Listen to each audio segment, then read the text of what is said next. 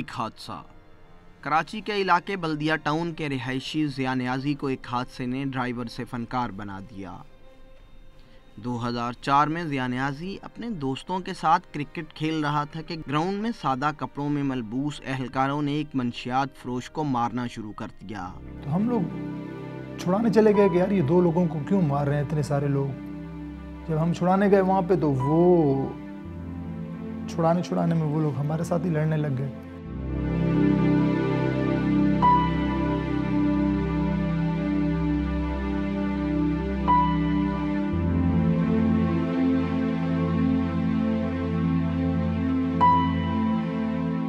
ज़िया को गिरफ्तारी के बाद पता चला कि मारने वाले एंटी नारकोटिक्स फोर्स के अहलकार थे और यूं ज़िया को मंशियात फरोशों का साथी करार दे दिया गया। इस हादसे के 3 दिन बाद ज़िया की मां के पास ज़िया नहीं उसकी गिरफ्तारी की खबर पहुंची। 3 दिन तक हम लोग रुलते रहे, कोई बताता नहीं था कि बच्चा गया कहाँ। घर से तो क्रिकेट खेलने गया बच्चा और कोई पता नहीं कि बच्चा कहाँ चला गया। जेल के इब्तदाई दिन तो तन्हाई की रातों से भी ज़्यादा मुश्किल थे। ऐसे में एक दिन ज़िया को पता चला कि जेल में पेंटिंग्स की क्लासें शुरू हो रही हैं। जेल की घुटन में इस खबर ने ज़िया को ज़हनी रिहाई का एहसास दिया।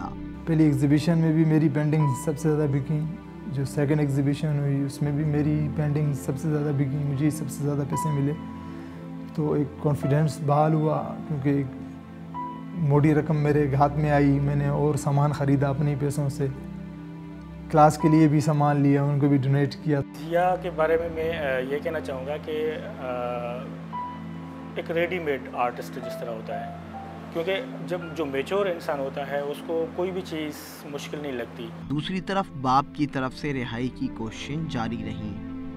बाप जब भी बेटे को मिलने आता एक थकन का एहसास लेकर घर जाता।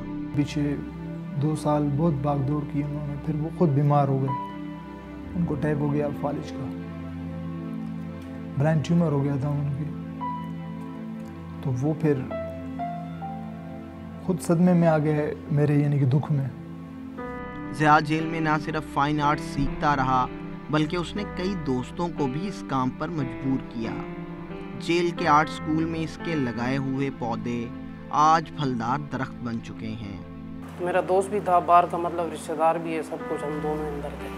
वो चले गए तो मैं आज तक यहाँ पहुँच चुका हूँ कि ये भी मेरा काम है, वो भी मेरा काम है, ये भी है।